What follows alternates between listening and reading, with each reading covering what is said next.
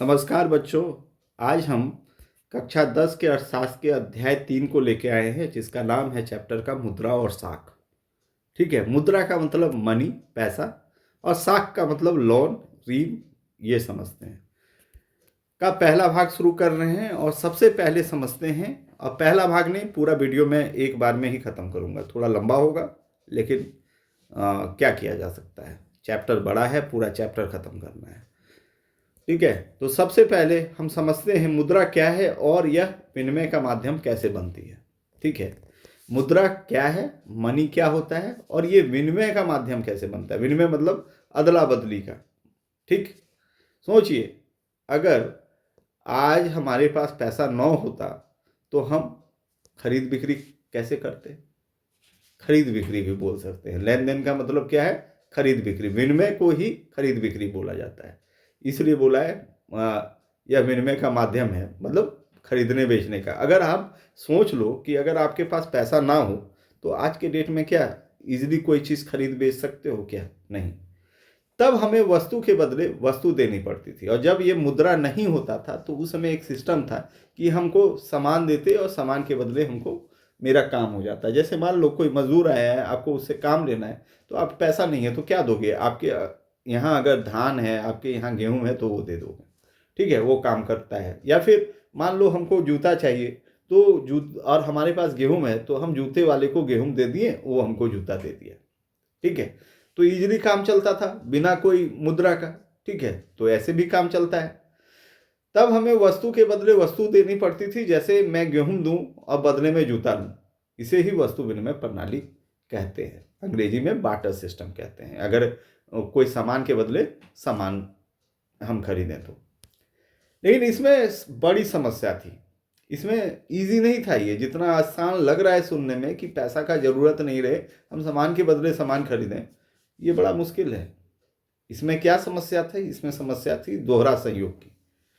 हो सकता है मुझे जूता चाहिए और हमारे पास गेहूं है, और जूते वाले को जूता नहीं चाहिए, कपड़ा चाहिए, या घोड़ा चाहिए, गाय चाहिए। अब तो तुम्हारे पास तो है नहीं, तो कैसे कर पाओगे वो? तो ये बहुत बड़ी समस्या थी। ठीक है, वस्तु के बदले वस्तु। फिर उसमें बहुत सारा था कि हम कितना दें, मात्रा तय करना मुश्किल था। तो जितना आसान दिखता है उतना आसान नहीं था ये। तो इसमें बड़ी समस्या है कि जिसे जूता चाहिए उसके पास गेहूं होना भी चाहिए, और जिसे गेहूं चाहिए उसे जूता भी चाहिए, ये भी होना चाहिए। इसे कहते हैं आवश्यकताओं का दोहरा संयोग। अगर यह संयोग नहीं बना तो लेन देन नहीं होगा बच्चों। अगर यह संयोग नहीं बनता है तो लोन लेन देन नहीं होगा। अब सोचिए, जूता बनाने वाला किसान खोजता फिरे कि कौन ऐसा किसान है जो जूता भी चाहता हो और गेहूं भी बेचता हो। ठीक है, कितना मुश्किल होगा ना। अगर हम सोचे कि जूता बनाने वाला किसान खोजे कि भाई हम, ठीक है, गेहूं हमको खरीदना है, अब है कि वो किसान के पास गेहूं भी होना चाहिए, ये भी है, तो इनको खोजना पड़ेगा। तो इस समस्या का हल करने के लिए मुद्रा आई। यही सब जो समस्या था कि खोजना पड़ता था लोगों को वस्तु को एक्सचेंज करने के लिए, ये तो वो बड़ा मुश्किल था। तो इसलिए फिर क्या आ गया, मुद्रा आ गया कि मुद्रा से ये समस्या का हल हो जाएगा। ठीक है, और हल हुआ भी।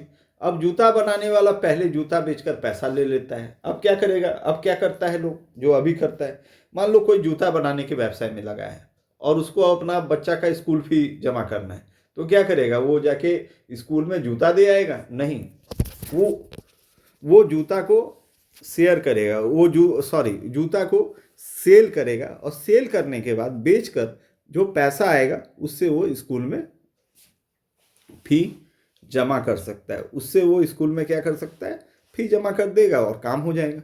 ठीक है, तो आज के डेट में तो ऐसे ही चल रहा है। ठीक है, आज के डेट में जो हम लोग ये करते हैं वो इसी प्रकार से करते हैं। अब जूता बनाने वाला पहले जूता बेचकर पैसा ले लेता है, और फिर उसी पैसे को जहाँ चाहे जब चाहे गेहूं खरीद लेता है। उसे अब नहीं देखना पड़ता कि सामने वाला व्यक्ति जूता चाहता है या नहीं। अब उसे ये नहीं देखना पड़ता है कि वो जो चाहिए उसको सामान, उसके लिए उसको जूता बनाना पड़ेगा। सामान मिल जाएगा उसको, उसको क्या करना होगा कि उस जूते को बेच के पैसा ले आना होगा, और पैसा से वो आराम से अपना जीवन जी लेगा।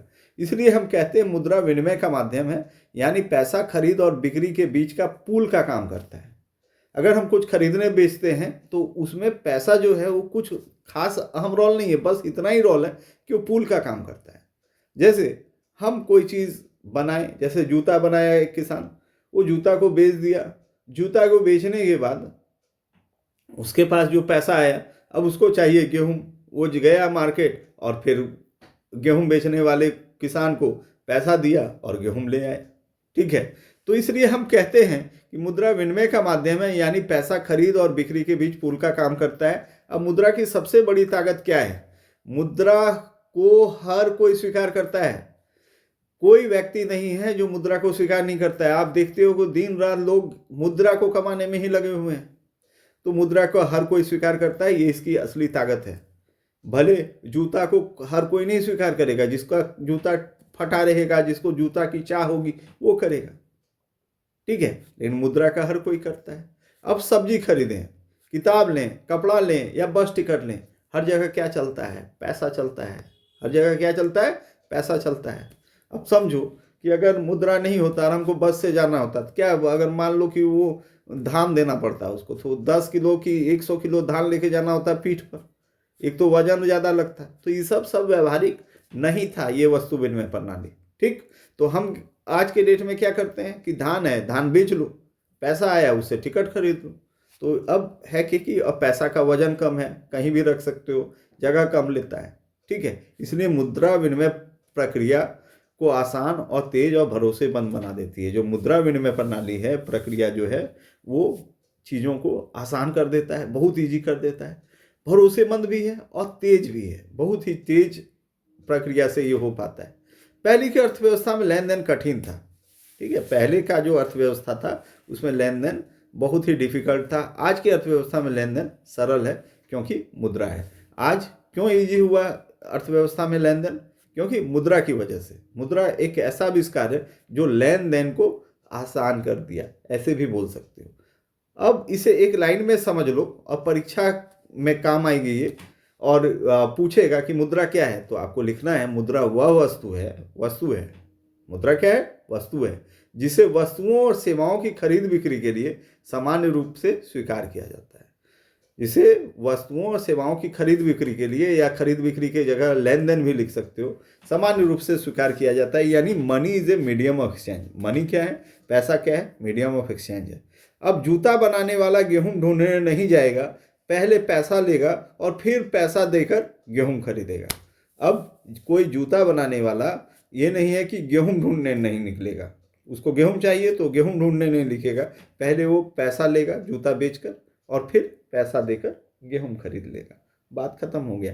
अब सामने वाला को ये चाहिए कि नहीं, अब जिसको जूता चाहिए वो जूता का दुकान दे देता है। अब बहुत लोगों को चाहिए ही, जाके वहाँ पे लेते हैं और फिर उसके पास पैसा आ जाता है, फिर उसका जो भी ज़रूरत है उसको उस पैसे से पूरा कर लेता है। अब है कि मुद्रा से क्या हुआ, मुद्रा के आविष्कार से क्या हुआ, ठीक है, और क्या हुआ इससे समय बचा, मेहनत कम हुई, व्यापार आसान हुआ, पूरी अर्थव्यवस्था तेज हो गई। पूरा अर्थव्यवस्था मुद्रा की वजह से तेज हो गई। अब ये नहीं देखना पड़ता है, ढूंढना नहीं पड़ता है किसी को, ठीक है, और संयोग का कोई ज़रूरत नहीं हुआ, दोहरा संयोग की कोई आवश्यकता नहीं पड़ती है। मुद्रा ने वस्तु विनिमय प्रणाली की कठिनाई को खत्म कर दिया। मुद्रा ने क्या किया? जो वस्तु विनिमय प्रणाली था उसमें जो जो कठिनाइयाँ थी उसको खत्म कर दिया। यानी वस्तु विनिमय प्रणाली में जो जो कठिनाई थी, जो भी दिक्कत था, मुद्रा की वजह से खत्म हुई। और इसी वजह से हम कहते हैं कि मुद्रा आधुनिक अर्थव्यवस्था की रीढ़ है। आज के डेट में मनी जो है वो आधुनिक अर्थव्यवस्था की, जो आज का इकोनॉमी है, उसका रीढ़ बोला जाता है। यहीं से हमारा अध्याय शुरू होता है, समझ लो। अब हम समझते हैं मुद्रा के रूप में, यानी पैसा किन किन रूपों में होता है। अब इतिहास के बारे में पढ़ना होगा बच्चों कि मुद्रा का इतिहास क्या था। शुरुआत पुराने समय से करते हैं हम लोग, ठीक है। पहले लोग सिक्कों का इस्तेमाल करते थे। पहले क्या करते थे लोग? सिक्कों का इस्तेमाल करते थे। ये सिक्के किस चीज़ों की, किन चीज़ों के होते हैं? ये मेटल का होता था, ठीक है। सिक्के जो हैं वो धातु के होते थे, जैसे सोना का होता था, तांबा का होता था, ऐसे धातुओं से बनी होती थी। इनका अपना खुद का मूल्य होता था, इनका खुद का अपना प्राइस होता है। जैसे मान लो अभी सोना का सिक्का है, मान लो 5 रुपया लिखें सोना का सिक्का, क्या वो वाला चलेगा क्या? उसका अपना वैल्यू है। 5 रुपया का सिक्का में इतना वजन होगा, हो सकता है कि उसका दाम 30,000 रुपया हो। ठीक है, तो पहले जो सिक्के होते थे ना, उनका अपना दाम होता था, अपना भी मूल्य होता था, क्योंकि धातु की कीमत भी होती थी। आज भी जो सिक्के हैं उसके भी अपने मूल्य हैं, ऐसे नहीं है। धीरे धीरे सिक्कों के साथ कागज के नोट आ गए। अब है कि सिक्का जो है वो भी उपयुक्त नहीं लगने लगा, तो कागज के नोट आ गए और ये आसान हो गया। आज हम जिस मुद्रा का प्रयोग करते हैं उसे करेंसी कहते हैं। आज जो हम मुद्रा का प्रयोग करते हैं उसको करेंसी कहते हैं। और हर देश इस प्रकार की मुद्रा का प्रयोग करता है। हर देश का लेकिन करेंसी अलग अलग होता है। जैसे भारत में रुपया है, उसी तरह जैसे भारत में रुपया है उसी तरह अमेरिका में डॉलर है, यूरोप में यूरो है। हर देश की अपनी कोई कोई करेंसी है। तो अब सवाल है कि इन नोटों को कोई अपनी कीमत नहीं होती, फिर भी लोग इन्हें क्यों स्वीकार करते हैं? ये नोट का कोई कीमत नहीं होता है। जैसे अगर हम चांदी का सिक्का की बात करें, सोने की सिक्का करें, तो उसका तो खुद का वैल्यू होता है। समझ में आता है कि लोग क्यों स्वीकार करते हैं। ठीक है, क्योंकि वो मूल्यवान है। लेकिन ये जो कागज के नोट हैं, इसके तो कोई वैल्यू नहीं होता है। वजन करके बेचोगे क्या तो भी इसका कोई दाम होगा क्या? 500 रुपया लिखा रहता है, वजन करके कागज के रूप में बेचा जाए तो होगा। जैसे जो जो नोट बंद कर दिया सरकार, यहाँ से बात करते हैं, जैसे 500 का नोट पुराना वाला बंद कर दिया, 1000 का नोट बंद कर दिया। ठीक है, तो ये नोट अचानक बंद कर दिया, अगर वो पुरानी नोट लेके आए तो चलेगा क्या? नहीं। क्यों नहीं चलेगा? क्योंकि सरकार ने मना कर दिया। और ये वाले नोट की वैल्यू क्यों है? क्योंकि सरकार बोलता है कि इसमें प्रॉमिस करती है सरकार कि सब जगह स्वीकार करेंगे लोग, तो यहाँ पे सरकार की गारंटी है, इसलिए इसका वैल्यू है। बस बात इतना ही है। अब इस सवाल का जवाब है क्योंकि सरकार इन्हें वैध मुद्रा घोषित करती है। ये जो नोट हैं, कागज के नोट, ये सरकार क्या करती है? इसको वैध मुद्रा बोलती है कि ये पूरे देश में चलेगा, इसको वैधता दी गई है। भारत में रिजर्व बैंक नोट जारी करता है। भारत में कौन नोट जारी करता है अगर पूछे तो? आरबीआई। ये कौन सा बैंक है? ये सेंट्रल बैंक ऑफ इंडिया है, केंद्रीय बैंक कहा जाता है। और इन नोटों पर लिखा होता है, मैं धारक को इतनी राशि देने की गारंटी देता हूँ। एक वाक्य लिखा हुआ रहता है। तो इसी भरोसे पे ये नोटें चलती हैं, यानी सरकार इन नोटों की जिम्मेदारी लेती है। इसी भरोसे पर पूरा देश इन नोटों को स्वीकार करता है।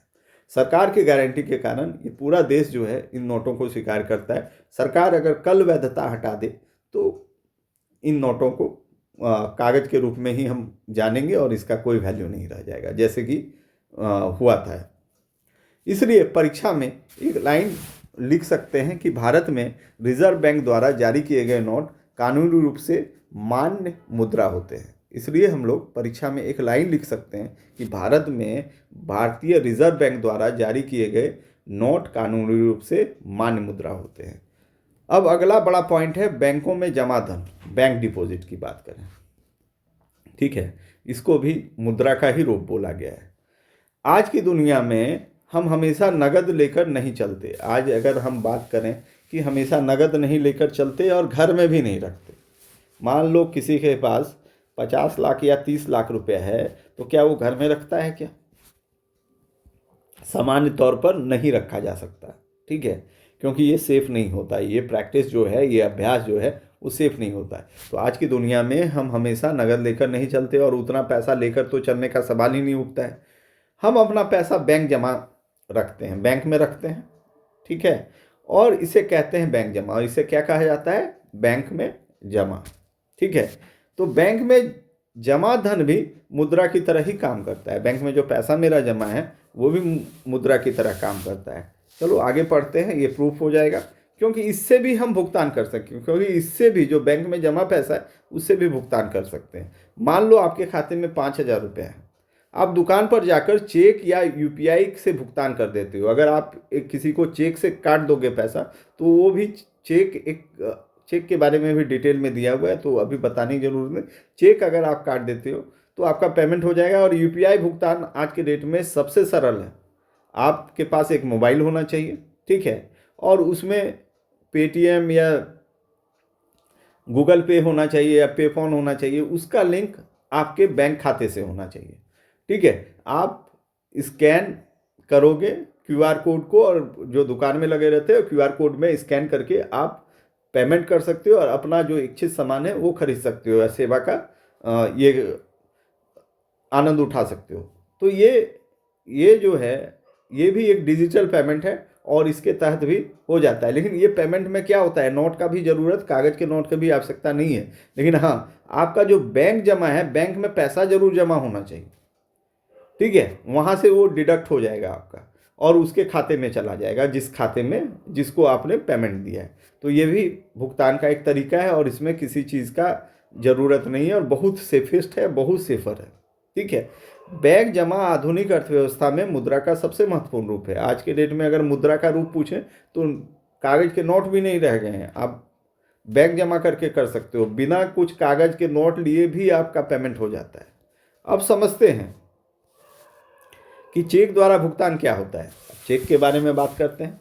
तो चेक के बारे में पूछता भी है, चेक से क्या समझते हो, लिखो। तो चेक एक लिखित आदेश है। चेक क्या है? एक लिखित आदेश है जिसमें खाता धारक का मतलब होता है जिसका बैंक में खाता होता है, ठीक है, अपने बैंक को निर्देश देता है। जहां पर खाता है वो उसका बैंक हो गया, उसको वो निर्देश देता है कि मेरे खाते से इतनी रकम सामने वाले व्यक्ति के खाते में दे दी जाए। वहां पर एक ऑर्डर लिखते हो। वहां क्या, एक चेकबुक होता है जो कि बैंक इशू करती है खाता धारक को जब किसी को पेमेंट करना होता है तो क्या करता है, उस पर साइन कर देता है और उसका नाम लिख देता है और बोलता है कि इसको इतना पेमेंट कर दीजिए। बैंक उसके खाते में वो क्रेडिट कर देती है और आपका पैसा जो है वो डिडक्ट हो जाता है। यानी चेक बैंक को दिया गया लिखित आदेश है। चेक क्या है बच्चों? बैंक को दिया गया लिखित आदेश है। उदाहरण, जूता निर्माता ने किसान से गेहूं खरीदा और चेक दे दिया, ठीक है। मान लो जूता एक निर्माता है,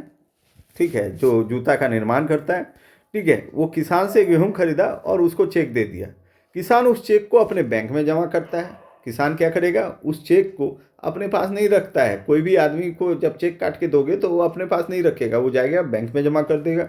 बैंक किसान के खाते में पैसा डाल देता है। बैंक क्या करता है, किसान के खाते में पैसा डालता है। इसी तरह बिना नगद भुगतान पूरा हो गया। तो यहाँ कोई नगद लेके जाने की आवश्यकता नहीं है, उसके बाद भी भुगतान पूरा हो गया।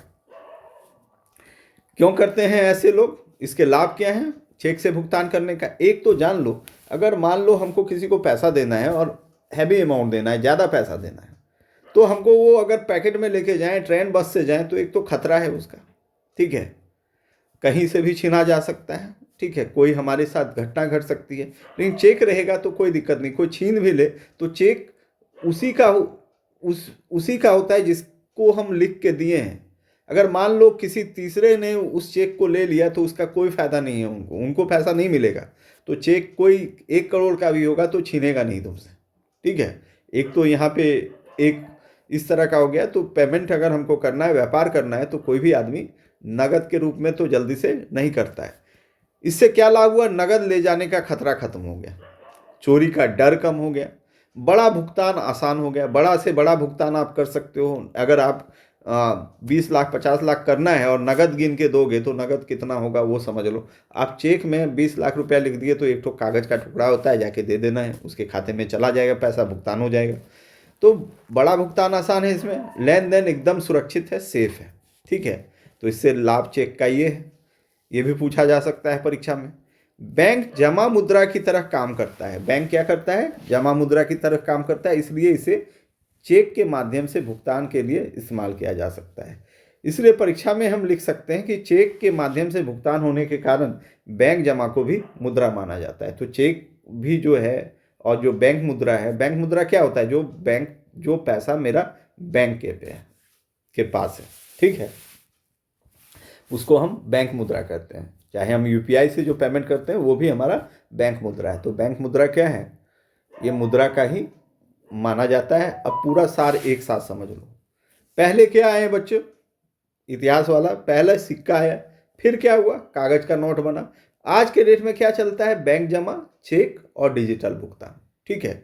ये आधुनिक अर्थव्यवस्था में नोट से ज़्यादा ताकत बैंक खाते में जमा धन की होती है। आज के डेट में ये जो नोट से ज़्यादा ताकत जो है आधुनिक युग में, वो बैंक में जमा धन की होती है, ठीक है। तो एक लाइन में बहुत पक्का उत्तर है इसमें, आधुनिक अर्थव्यवस्था में बैंक जमा मुद्रा का सबसे महत्वपूर्ण रूप है। आधुनिक जो अर्थव्यवस्था है उसमें बैंक जमा जो है वो मुद्रा का सबसे महत्वपूर्ण और आधुनिक रूप है, ये हम लिख सकते हैं। बैंक जमा मुद्रा तो बैंक जमा मुद्रा मतलब जो पैसा आपका बैंक में जमा है, ठीक है, बहुत सिंपल सा इसका है। और एक लाइन में जान लो, चेक बैंक द्वारा भुगतान करने का एक लिखित आदेश होता है। चेक के बारे में कोई पूछे तो बोलना कि चेक जो है बैंक द्वारा भुगतान करने का लिखित आदेश होता है, ठीक है। चेक क्या करती है, बैंक इशू करती है खाता धारक को, खाता धारक किसी और व्यक्ति को वो चेक दे देता है, अगर भुगतान करना है उसको, कोई उससे पैसा पाता है उसको दे दिया, और उसका भुगतान बैंक करती है खाता धारक के जमा मुद्रा से, ठीक है, यही है। यानी बच्चों याद रखो, मुद्रा के रूप में सिक्के, कागजी नोट, बैंक जमा, ठीक है। और बैंक जमा मुद्रा इसलिए कहते हैं क्योंकि इससे उससे चेक और डिजिटल माध्यम से भुगतान किया जा सकता है। बैंक जमा को मुद्रा इसलिए कहते हैं क्योंकि उससे भी विनिमय किया जा सकता है, उससे भी लेन देन किए जा सकते हैं, उससे भी खरीद बिक्री की जा सकती है। किस माध्यम से, चेक के माध्यम से और डिजिटल माध्यम से। हम आज के डेट में जो पेटीएम और गूगल पे करते हैं, जी पे करते हैं, ठीक है, फ़ोन पे करते हैं, वो सब बैंक जमा की वजह से ही हो पाता है, तो इसलिए वो हमारा मुद्रा ही है। यही कारण कि आज की अर्थव्यवस्था में बैंक आधारित अर्थव्यवस्था भी कहा जा सकता है। आज के डेट में बैंक को जो इकोनॉमी का यानी अर्थव्यवस्था का रीढ़ कहा जाता है, यही वजह है कि बैंक आधारित अर्थव्यवस्था ही है आज के डेट में। अब हम बात करते हैं बैंकों से ऋण संबंधी गतिविधियां। चलिए, एक पार्ट खत्म हुआ कि मुद्रा क्या है, अब ऋण के बात में करते हैं। ऋण का मतलब क्या होता है, कर्ज। तो एक चीज बता दूं बच्चों, ये जो पार्ट है और ज़्यादा इम्पोर्टेंट है, ठीक। तो अब हम बात करते हैं बैंकों की ऋण संबंधी गतिविधियां, यानी बैंक में पैसा कैसे काम में लगता है, बैंक का पैसा जो कैसे काम में लगता है, बस ये है। तो बैंक का दो प्राइमरी काम है सबसे ज़्यादा, ठीक है। एक है आपका जमा स्वीकार करना और दूसरा काम है ऋण देना। और दूसरा काम पे ये बहुत फोकस करती है। हम समझते हैं कि जमा करना ही बैंक का काम है, नहीं, बैंक का काम लोगों को उधार भी देना है, लोन भी देना है, और तभी बैंक वर्क कर सकती है। सिर्फ जमा अगर स्वीकार करे बैंक, तो बैंक एक दिन भी नहीं चल सकता है।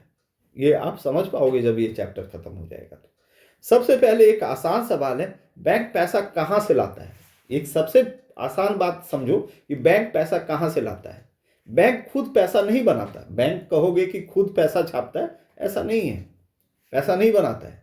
बैंक को पैसा मिलता है जमाकर्ताओं से, हम लोगों से मिलता है। जो लोग हैं, पब्लिक हैं, वो खाने पीने के बाद जो उनके पास सरप्लस पैसा बच जाता है, जो पैसा उनके पास बच जाता है, वो लोग अपना सुरक्षित रखने के लिए बैंक में पैसा जमा करते हैं। तो बैंक के पास पैसा, ज़्यादातर पैसा लोगों के जमा करने से आता है।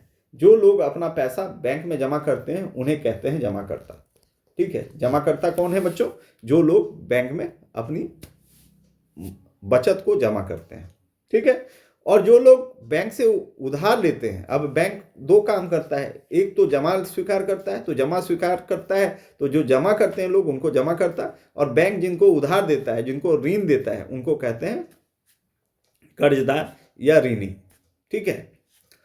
तो और लोन को यहाँ पे जो कर्ज है, जो ऋण है, उसको साख भी बोला जाता है। अब पूरी कहानी समझो कि बैंक कैसे काम करता है। एक तरफ यहाँ पर एक चित्र दिया हुआ था, ठीक है, तो उस चित्र के माध्यम से बड़ा अच्छे से समझाया गया है। तो चित्र आपके बुक में दिया गया है, तो वो देख सकते हो। अब पूरी कहानी समझो। एक तरफ लोग हैं जो बैंक में पैसा जमा करते हैं, एक तरफ कुछ लोग हैं जो बैंक में पैसा जमा करते हैं, दूसरी तरफ लोग हैं जो बैंक से कर्ज लेते हैं। यहाँ पे बैंक जो है वो बीच में है, और वो क्या कर रहा है कि एक तरफ जो लोग हैं उससे पैसा जमा स्वीकार कर रहा है, और दूसरी तरफ जो लोग हैं उनको वो कर्ज में वही वाला पैसा दे रहा है, और बीच में बैंक खड़ा है जो दोनों को जोड़ता है, ठीक है। तो ऐसे ही नहीं जोड़ देता है, इसके कुछ शर्त हैं, ये समझना होगा। जमाकर्ता क्या करता है, पैसा जमा करता है, जब चाहे निकाल सकते हैं। जमाकर्ता क्या करते हैं, पैसा जमा करते हैं बैंक में, और ये शर्त रहता है कि कभी भी वो निकाल सकते हैं, या कुछ नियम होता है उसके तहत निकाल सकते हैं, ठीक है। बैंक से ब्याज पाते हैं, वो बैंक से ब्याज पाते हैं। जितना अधिक दिन जमा करता बैंक के पास अपना पैसा रखेगा, उतना ज़्यादा ब्याज पाएगा और जितना कम दिन वो रखेगा उतना कम ब्याज पाएगा। ठीक है। और अलग अलग स्कीम है बैंक के, वो अलग अलग खातों पर अलग अलग ब्याज दर देता है। जैसे मान लो अगर किसी ने एफडी कराया, फिक्स डिपॉजिट कराया, फिक्स डिपॉजिट का मतलब होता है निश्चित समय के लिए पैसा रखा, तो उस पर रेट ऑफ इंटरेस्ट जो ब्याज का दर है वो अधिक होता है। और किसी ने सिर्फ बचत खाता खोल के रखा है, वहाँ पे ये नहीं है, कभी भी पैसा निकाला जा सकता है, कभी भी जमा किया जा सकता है, तो उस खाते में ब्याज दर कम होता है। कर्जदार क्या करता है? चलो ये तो जमाकर्ता का काम हो गया। कर्जदार क्या करता है? बैंक से पैसा लेते हैं, समय पर लौटाते हैं। इनका काम है बैंक से पैसा लेना कर्ज के रूप में, समय पर इनको लौटाना पड़ता है और बैंक को ये ब्याज देते हैं। जमाकर्ता को बैंक ब्याज देता है, लेकिन जो कर्जदार हैं जो लोन लेते हैं वो बैंक को ब्याज देते हैं। वो किसको ब्याज देते हैं? बैंक को ब्याज देते हैं। ठीक है। अब कैसे होता है ये पूरा डिटेल है, इसलिए मैं वहाँ ज़्यादा बोलूँगा, वीडियो और भी लंबा हो जाएगा, इसलिए मैं टेक्स्ट पे ही आज जा रहा हूँ। और बैंक जमाकर्ताओं से कम ब्याज देता है। ठीक है। बैंक क्या करता है? जमाकर्ताओं से कम ब्याज देता है। ठीक है। जो जमा करता है उनको कम ब्याज देता है, जो जमा करते हैं पैसा उनको कम ब्याज देता है। कर्जदार से ज़्यादा ब्याज लेता है। यही अंतर बैंक की कमाई होती है। जैसे बच्चों मान लो किसी ने 100 रुपया जमा किया बैंक में, तो बैंक वादा करता है उनसे कि आपको हम 4 रुपया ब्याज देंगे। कितना ब्याज देंगे बच्चों? 4 रुपया ब्याज देंगे या 6 रुपया ब्याज दूंगा। ठीक है। ये बोल के वो जमा करवाता है लोगों से पैसा। और जब वो किसी को लोन देता है तो उसको बोलता है कि आपको कम से कम 12 रुपया से 20 रुपया हमको ब्याज देना पड़ेगा। तो मान लो 12 रुपया ही लिया किसी से, किसी को कर्जा दिया। मान लो कि बैंक ए जो है बैंक में 100 रुपया जमा किया, इस शर्त पर कि 1 साल के बाद उसको 104 रुपया बैंक देगी। बैंक क्या करेगी? बोल रही है कि आप 100 रुपया जमा करो, आपको 104 से 106 रुपया देंगे। ठीक है। और उसी पैसे को बी को वो लोन दे देता है और बोलता है भाई कि तुम लो पैसा, और लेकिन 1 साल के बाद तुमको 112 रुपया देना होगा या 118 रुपया देना होगा। तो देखो यहाँ पे अंतर कितना का हो गया ब्याज। एक को 4 रुपया ब्याज देना है और एक से 12 रुपया ब्याज लेना है, तो अंतर यहाँ पे 8 रुपया का हो गया। तो 8 रुपया जो है बैंक का फायदा हो गया। यही बोल रहा है कि यही अंतर बैंक की कमाई बनता है। तो बैंक अपने आप नहीं चलता बच्चों, कर्ज देती है तो कर्ज से वो कमाई करती है। तो कर्ज देना, जैसे हम सामान बेचकर प्रॉफिट कमाते हैं, उसी तरह बैंक जो है कर्ज देकर प्रॉफिट कमाती है। तो कर्ज देने पर अगर बैंक जमा स्वीकार करती है तो वो पैसा उसका पूंजी हो गया, उस पर वो कुछ पैसा दे देती है, तो आराम से वो बैंक का संचालन हो जाता है। और बैंक जो है वो प्रॉफिट बनाने के लिए ही है, और प्रॉफिट अगर नहीं बनेगा तो बैंक नहीं चल सकती है। ये भी बता दें आपको, बैंक की आय बढ़ती है इससे। अब समझो बैंक क्या करता है जमा पैसे का, जो जमा पैसा होता है उसका क्या करता है। बैंक जमा की गई हुई पूरी रकम को तिजोरी में बंद नहीं रखता। मैंने बता चुका हूँ, लेकिन थोड़ा ये भी पढ़ लो। बैंक जमा की गई पूरी रकम को तिजोरी में बंद नहीं रखता। बैंक उसका एक छोटा हिस्सा नगद के रूप में अपने पास रखता है। वो क्या करता है? कुछ पैसा रख लेता है, और जो बड़ा हिस्सा है, जैसे मान लो कि 100 रुपया कोई जमा किया, तो वो क्या करता है कि 10 रुपया रख लिया और 90 रुपया, क्योंकि 10 रुपया छोटा हिस्सा हो गया, अब 90 रुपया जो बड़ा हिस्सा है उसको कर्ज के रूप में लोगों को दे देगा। ठीक है। अब क्यों देगा कर्ज के रूप में लोगों को? क्योंकि हम बोले ही कि जो जमा करता है उनको भी ब्याज देना होगा, बैंक को ब्याज देना पड़ता है उनको। तो वो जब तक वो 90 रुपया नहीं उधार लगाएंगे, उस पर ब्याज दर वो अधिक लेते हैं। जो जमा पर ब्याज देते हैं बैंक, उससे ज़्यादा ऋण पर ब्याज लेती है। तो वो पैसा उनके लिए प्रॉफिट होगा, वो आराम से फिर अपना पूंजी भी बढ़ा लेते हैं आप ही के पैसे से, यानी जमाकर्ता के पैसे से। यानी जमा पैसा अर्थव्यवस्था में घूमने लगता है। जो जमा पैसा है, जो पैसा आप बचत करके रखे थे, वो बैंक आपसे लेती है और वही पैसा वो अर्थव्यवस्था में घुमाती है उधार के रूप में। इसी को कहते हैं बैंक की ऋण गतिविधि। ये ही जो प्रक्रिया है इसको ऋण की गतिविधि कहा जाता है। ठीक है बच्चों। अब एक जरूरी बात है, अगर सारे जमाकर्ता एक ही दिन अपना पैसा मांग ले, अगर सब जमाकर्ता आ जाए और मांगने लगे, तो बैंक पर दबाव हो जाता है बच्चों। बैंक मुश्किल में पड़ जाएगा, क्योंकि बैंक के पास सारे पैसे होते नहीं। वो उन्हीं पैसों को लोन के रूप में दूसरे जगह दे चुका है। तो बैंक पर दबाव बनता है, इसको बैंक रन या रन आउट भी बोलते हैं। तो ये समझ लो बैंक पर दबाव की स्थिति हो जाती है जब बैंक पर सारे जमाकर्ता आके अपना अपना पैसा मांगने लगे। लेकिन ऐसा आमतौर पर होता नहीं है बच्चों।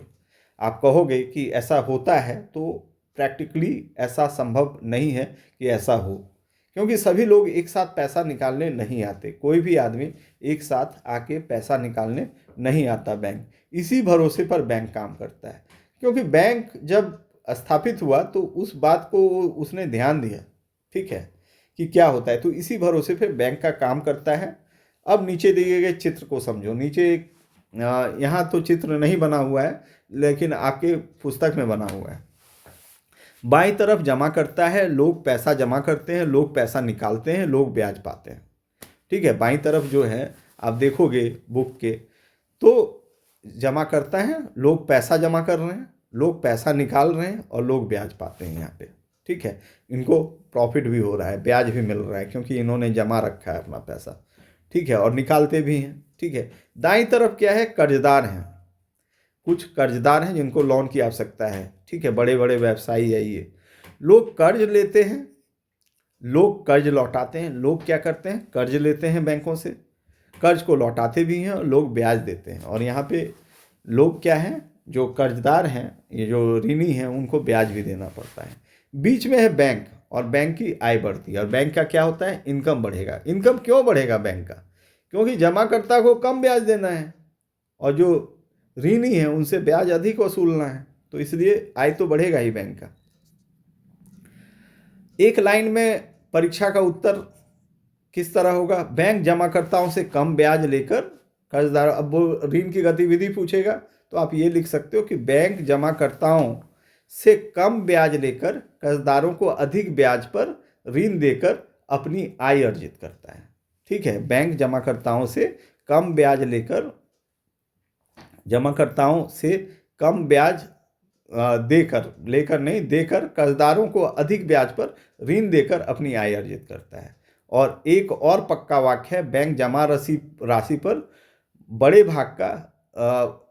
भाग को ऋण देने में लगाता है। बैंक क्या करता है, जमा राशि होता है उनके पास, उसका बड़ा भाग ऋण देने में लगाता है, कुछ पैसा अपने पास रख के।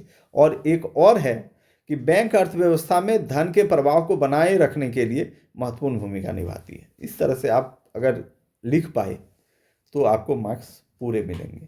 अगर बैंक पैसा जमा लेकर तिजोरी में बंद कर दे, अगर बैंक जो है पैसा जमा लेकर तिजोरी बंद कर दे, तो देश की अर्थव्यवस्था ठप हो जाएगी, रुक जाएगी। अगर बैंक सोचते हो कि हमारा जो पैसा है वो कर्जा में नहीं लगाए, कर्ज में नहीं दे, लोन नहीं दे, तो बैंक की इकोनॉमी एकदम ठप हो जाएगी। जो देख रहे हो, इतना जो उद्योग, इतने घर जो बन रहे हैं, इतने लोग जो कार खरीद रहे हैं, सब तो बैंक के थ्रू ले रहे हैं। ट्रैक्टर जो खरीद रहे हैं वो किसके थ्रू ले रहे हैं, बैंक के थ्रू ले रहे हैं।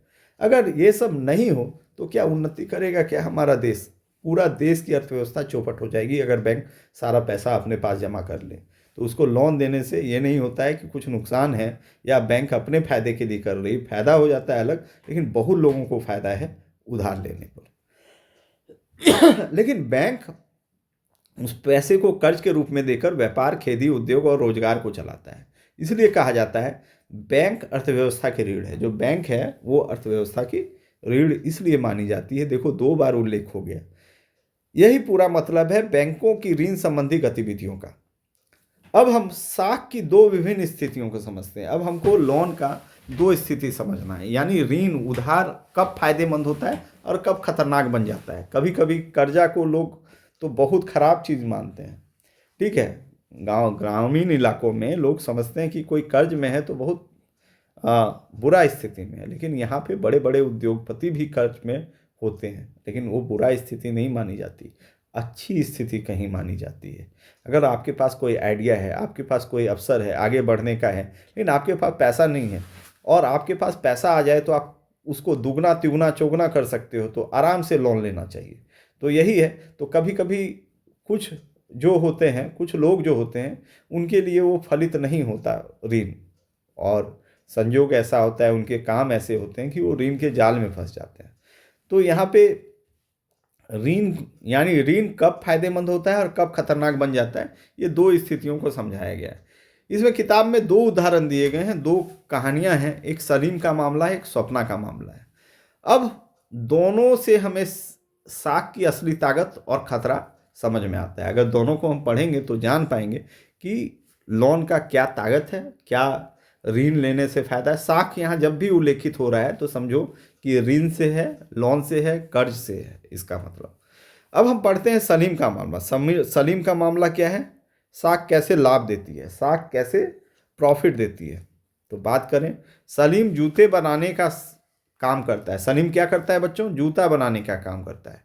त्यौहार का मौसम है, मान लो दुर्गा पूजा है, ईद है, ठीक है, इसका मौसम है और इसलिए जूतों की मांग बहुत बढ़ने वाली है। जूता का मांग क्या है, बहुत ज़्यादा बढ़ने वाली है। इस बात को ये कर लिया है इसने। एक बड़े व्यापारी ने सलीम को 3,000 जोड़ी जूते बनाने का ऑर्डर दिया। अब सलीम जो जूता बनाने वाला था उसको बोला कि 3,000 जोड़ी जूता बनाना है। तो एक दिन में तो बनना नहीं है बच्चों। लेकिन समस्या क्या है, सलीम के पास इतना पैसा नहीं है कि वह कच्चा माल खरीदे, ठीक है, मजदूर रखे, समय पर उत्पादन पूरा करे, ठीक है। सलीम का पास ऐसा नहीं है कि कच्चा माल खरीदने के भी पैसे नहीं हैं, मजदूर भी रखना होगा 3,000 जूते बनाने के लिए, उसके लिए भी पैसे नहीं है, समय पर उत्पादन भी पूरा नहीं कर पाएगा। इसलिए सलीम बैंक या साहूकार से ऋण लेता है। वो क्या करता है, लोन लेता है।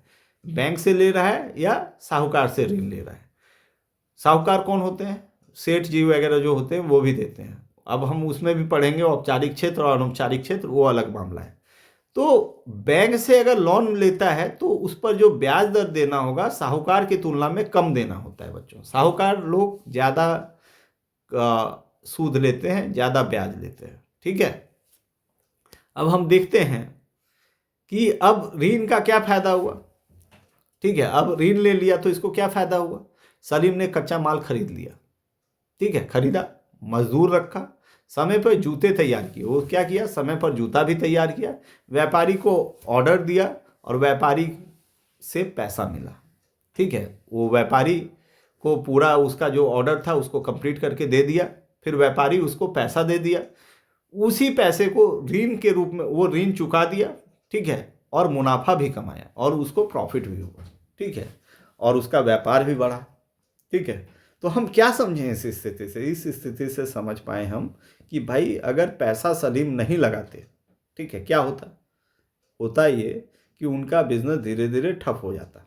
क्योंकि उनको अगर वो बिजनेस नहीं कर पाते हैं तो फिर बिजनेस का कोई औचित्य नहीं है।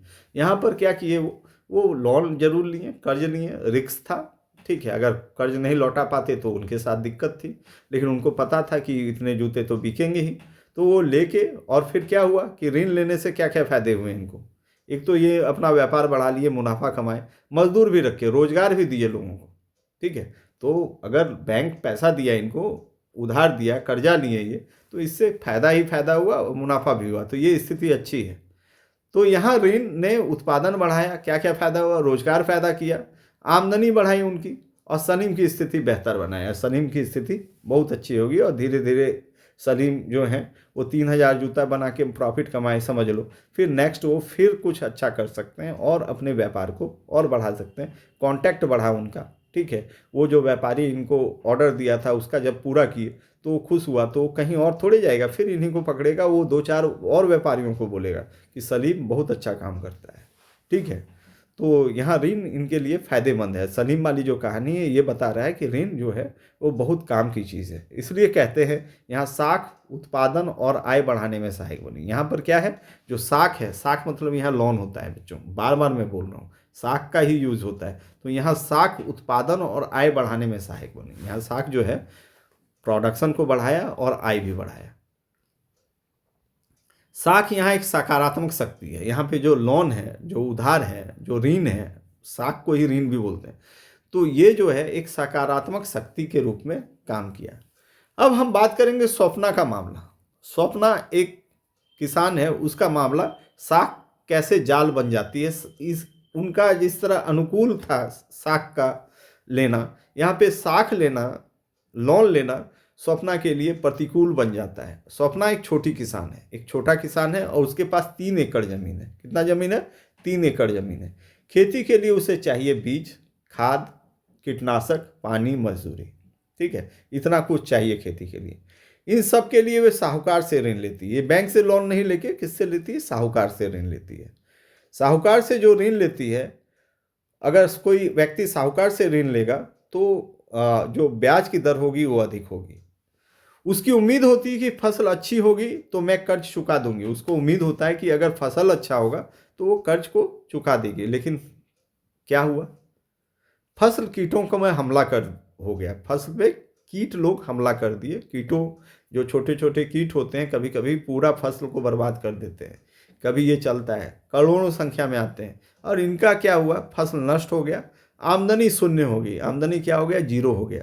अब ऋण चुकाना असंभव हो गया। अब वो लोन चुकाना उनके बस का नहीं रहा, क्योंकि भाई फसल ही नहीं हुआ। फसल बेचकर, वही किसान थी वो बेचती तो उसको मुनाफा होता, तो फिर वो लोन को चुका देती। अगर नहीं भी मुनाफा होता कुछ तो बिकता। ठीक है, अब अगले साल क्या हुआ? वहाँ तो पूरा लॉस है। वह फिर ऋण लेती है, फिर लोन लेती है। इस बार फसल हुई लेकिन कीमत कम मिली। इस बार फसल हुआ, हर बार कीटनाशक नहीं बर्बाद करता, कीमत कम मिली, मुनाफा नहीं हुआ, ऋण फिर नहीं चुक सका। अब फिर लोन जो है वो डबल है पिछले साल का, और उस पर ब्याज भी दर भी लग के, और इस बार का भी लोन। तो एक तो लोन ही डबल है, दूसरा ब्याज जो है 1 साल वो पुराने लोन पर लग चुका है। अब स्थिति क्या बनी? कर्ज बढ़ता गया, ब्याज जुड़ता गया, आखिरकार उसे अपनी ज़मीन का कुछ हिस्सा बेचना पड़ा। अब क्या हुआ? उसको ज़मीन ही बेचना पड़ा थोड़ा सा। अब बताओ, ये इसके लिए तो मुश्किल हो गया। इसके जीवन में तो लोन कुछ भी बेहतर नहीं किया, और इसकी कोई गलती भी नहीं थी। ठीक है, ऐसा कहोगे कि नहीं, गलती होने पर ही लोन नहीं चुका पाते हैं लोग, ऐसा नहीं है। संजोग इनका इतना बुरा था, इनके साथ दुर्भाग्य ऐसा लगा कि ये नहीं कर पाए और इनकी ज़मीन चली गई। तो ये लोन क्या अच्छा चीज़ है क्या? नहीं। तो ये इनके लिए तो अच्छी नहीं है। तो यहाँ ऋण गरीबी बढ़ाता है। यहाँ पे लोन क्या कर रहा है? और उनकी गरीबी बढ़ा दी। एक तो गरीब किसान, और फिर उनकी और ज़मीन बिक गई तो गरीबी बढ़ गया और ज़्यादा। व्यक्ति को कर्ज के जाल में फंसाता है। ये क्या किया कि व्यक्ति जो है कभी कभी कर्ज के जाल में फंसता है। स्थिति पहले से बदतर कर देता है। स्थिति जो पहले थी उससे ज़्यादा बदतर हो गया। इसलिए इसे कहा जाता है ऋण जाल, यानी डेप्ट ट्रैप। डेप्ट ट्रैप, डेट ट्रैप बोला जाता है, लेकिन डेप्ट लिखा हुआ रहता है तो डेप्ट ट्रैप ही बोलो। अब बोलो नहीं, डेट ट्रैप बोलो तो ज़्यादा अच्छा है। अब दोनों की तुलना समझो। सलीम के लिए ऋण जो था वो अवसर था, एक अच्छा अपॉर्चुनिटी बन के आया। लोन जो है उनके लिए एक अच्छा अवसर बन के आया। उत्पादन बढ़ा उनका, आय बढ़ी उनकी, जीवन सुधरा उनका। स्वप्ना के लिए क्या है? ऋण बोझ है। सपना के लिए ऋण क्या बना? बोझ बना। फसल खराब हुआ इनका, आय नहीं, और ज़मीन तक बिक गई। इनकी ज़मीन क्या हो गई? सारा बिक गई। इससे साफ निष्कर्ष निकलता है, साख तभी लाभदायक होती है जब उससे आय पैदा हो सके। साख तभी फायदेमंद होगा बच्चों जब इससे कुछ आय हो पाए। यदि आय न बने तो ये वही साख संकट बन जाती है। अगर ये इनकम नहीं बने हमारा तो यही साख जो है वो संकट बन जाएगा। ग्रामीण क्षेत्रों में ऋण क्यों लिया जाता है? ग्रामीण क्षेत्र जो हैं वहाँ लोन क्यों लेते हैं लोग? लोन ही क्यों लेते हैं? क्योंकि खेती में खर्च पहले होता है। खेती जब भी हम कराने जाओगे, अगर आप लोग कराते होगे तो आप देखोगे कि खर्चा पहले होता है। वहाँ आमदनी कुछ भी नहीं होता है, खाली पैसा लगाना पड़ता है। खाद बीज लाना होगा, ठीक है, मजदूरी देनी होगी, ट्रैक्टर की जुताई देनी होगी, डीजल में खर्च होगा, ठीक है, फिर उसको सिंचाई करने में खर्च होगा। तो खर्च सारा पहले है। पैसा, आमदनी तुरंत नहीं होती है। कम से कम 2-3 महीने के बाद फसल होता है, और फसल अगर अच्छा हुआ तो आमदनी होगी, और नहीं फसल अच्छा हुआ तो आमदनी नहीं होगी। अब है कि हमारा तो घर भी चलाना होता है, तो किसान के पास उतने पैसे ही नहीं रह जाते हैं कि वो खेती कर पाए। ठीक है, तो वो क्या करते हैं? वो कर्ज ले लेते हैं। तो खेती के खर्च से क्यों ऋण लेते हैं किसान? ग्रामीण क्षेत्रों में ऋण क्यों लिया जाता है? खेती में खर्च पहले होता है, कमाई बाद में होती है। 3-4 महीने का अंतर होता है, मैंने तो बताया ही। इस अंतर को भरने के लिए किसान ऋण लेते हैं। ये जो अंतर है, अब 3-4 महीने के बाद बिकेगा, तब पैसा आएगा, तो फिर मैनेजमेंट वो करके रखेंगे तो फिर पैसा बचेगा। कोई ज़रूरी नहीं है कि पैसा बचे, पैसा तो आएगा, ये तय है ही है थोड़ा सा। तो क्या करते हैं? लोन ले लेते हैं। लेकिन अगर फसल खराब हो जाए तो ऋण चुकाना असंभव हो जाता है। अगर फसल अच्छा नहीं हुआ, खराब हो गया, तो ऋण चुकाना मुश्किल हो जाता है। यहीं से कर्ज का जाल शुरू होता है, यहीं से कर्ज का जाल शुरू होता है। एक पंक्ति परीक्षा में उत्तर लिखने के लिए, साख एक और आय बढ़ाने का साधन है। पूछेगा साख कैसी होती है, ठीक है, साख का मतलब क्या समझते हो आप, तो बोलोगे साख एक आय बढ़ाने का साधन है, तो दूसरी ओर गलत परिस्थितियों में वह ऋण जाल बन जाती है। अगर कुछ गलत परिस्थिति है तो वो ऋण जाल बन जाएगा, नहीं तो आय बढ़ाने का साधन है। या ये लिख सकते हो कि साख का प्रभाव इस बात पर निर्भर करता है कि उससे आय बनती है या नहीं, ठीक है। यही है साख की दो विभिन्न स्थितियों का पूरा अर्थ। तो साख की जो दो विभिन्न स्थिति है, पहला एक अनुकूल स्थिति जो कि सलीम वाली थी, और दूसरा जो प्रतिकूल स्थिति जो स्वप्ना वाली थी। अब हम पढ़ते हैं ऋण की शर्तें।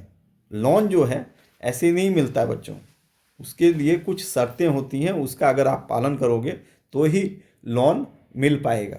जब कोई व्यक्ति या परिवार ऋण लेता है तो वह सिर्फ पैसा लेने का मामला नहीं होता। जब कोई व्यक्ति या परिवार लोन लेता है तो ये सिर्फ पैसा लेने का मामला नहीं है, बल्कि उसके साथ कुछ शर्तें भी जुड़ी होती हैं। आप पैसा ले लोगे चुपचाप, वैसे नहीं चलेगा, कुछ कंडीशंस भी होते हैं।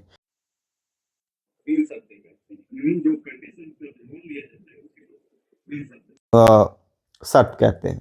अब ऋण शर्तों के मुख्य रूप से चार बातें होती हैं। ऋण जो शर्त होता है, कंडीशन जो होता है, उसके चार बातें होते हैं। एक होता है ब्याज दर। हम जब लोन लेने जाते हैं तो ये देखना होता है कि किस ब्याज दर में हमको वो चुकाना है, ठीक है, वो शर्त होता है। अगर हम उसके लिए एग्री होते हैं उस ब्याज दर के लिए, तो हम लोन लेते हैं। ऋण की अवधि, ऋण की अवधि एक कितने समय के लिए हमको ऋण लेना है, यानी उसका भुगतान कितने समय के बाद कर देना है। वो समय अल्प भी हो सकता है और दीर्घ भी हो सकता है, ठीक है। तो अल्पकालीन ऋण भी लिए जाते हैं, 3 महीने के लिए, 4 महीने के लिए, 1 महीने के लिए, अल्पकालीन हो गया। फिर दीर्घकालीन ऋण लिए जाते हैं, 6 महीना, 2 साल, 1 साल, ठीक है, ये चीज होता है। और एक होता है अति दीर्घकालीन लोन भी लिए जाते हैं, 5 साल, 8 साल के लिए बड़े बड़े ऋण, ठीक है। तो ये ऋण की अवधि की बात होगी। एक शर्त ये हो गया कि कितना अवधि के लिए आप लोन ले रहे हो। अब है ऋण चुकाने का तरीका। ऋण कैसे चुकाओगे, किस्तों में चुकाओगे कि एक साथ चुका दोगे, ये सब बात की जाती है। समर्थक ऋणदार, सुरक्षा या गिरवी। लोन ऐसे नहीं, कभी कभी लोन लेने के लिए, बड़े बड़े लोन लेने के लिए हमें कुछ गिरवी रखनी होती है, कुछ चीजों को रख के, जैसे जमीन, गहना, ये सब रख के भी लोन मिलता है। तो ये सब कुछ शर्तें हैं, खासकर 4 दर। अब आओ बच्चों एक एक करके और एक बार डिस्कस करें। मैंने तो अधिकतर बता दिए, लेकिन एक बार पढ़ लो तो अच्छा रहेगा। ब्याज दर, ब्याज दर वह अतिरिक्त राशि है जो मूलधन के साथ चुकानी पड़ती है। ब्याज दर जो है वह अतिरिक्त राशि है जो मूलधन के साथ चुकानी पड़ती है। जो मूलधन है उससे ज्यादा चुकाना पड़ता है, हमेशा लोन में ऐसा ही होता है। अगर किसी ने 10,000 का ऋण लिया है और ब्याज 10% है, तो उसे 1,000 अतिरिक्त देना होगा, ठीक है। मान लो कोई 1 साल के लिए 10,000 रुपया लोन लिया और उस पर 10% रेट ऑफ इंटरेस्ट है, तो उसको अगले साल जब वो जमा करेगा तो 11,000 रुपया जमा करना होगा बैंक में। अलग अलग ऋणदाताओं की ब्याज दर अलग अलग होती है, ठीक है। अलग अलग जो ऋणदाता होते हैं उनका ब्याज दर अलग अलग होता है। अलग अलग ऋणदाता कौन होते हैं, खासकर बैंक, और एक होता है रिश्तेदार या फिर कोई गांव का साहूकार, ठीक है। तो बैंक में ब्याज कम होता है।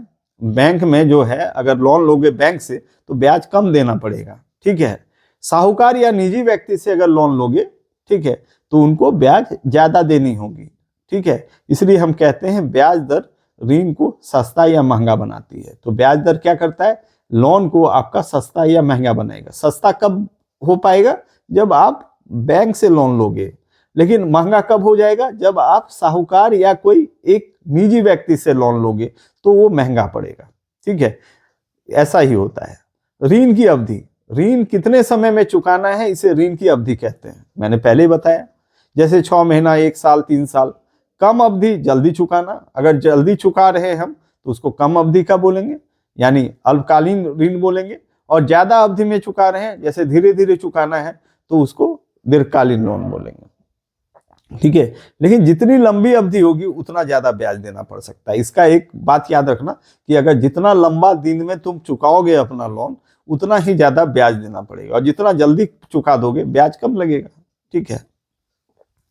ऋण चुकाने का तरीका, ऋण कैसे चुकाया जाएगा, इस बात ये भी शर्त रखा जाता है लोन देने के पहले। ये सब बातें लोन देने के पहले की जाती है कि एक बार में चुकाओगे या किस्तों में, कभी कभी फसल बेचने के बाद, कभी महीने महीने में, तो कभी साल के अंत में भुगतान किया जाता है। तो ऋण चुकाने का ये तरीका हुआ।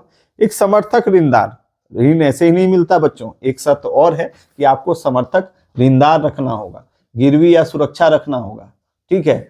खासकर बैंक जो है वो एक समर्थक ऋणदार को ही लेके आपको लोन देती है, क्योंकि उसको भरोसा हो जाता है कि अगर आप नहीं चुका सके तो इन चीजों को वो अपने पास रख लेगी।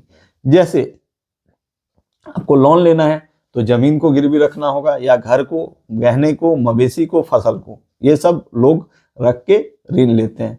अगर ऋण आप नहीं चुका सके तो इन चीजों को बेचकर वसूल कर लिया जाएगा। ठीक है। ये भरोसा होता है जो ऋण देते हैं उनको, तो वो ऐसे ही लोन नहीं देते हैं लोग, कहीं कहीं तो ऐसे ही देते हैं जो, लेकिन बैंक वगैरह में ऋण की सुरक्षा की ओर पे एक समर्थक ऋणदार रखा जाता है। समर्थक ऋणदार का मतलब होता है कुछ गिरवी रखना। अब गिरवी क्या रखा जाता है मैंने यहाँ पे लिखा आपको।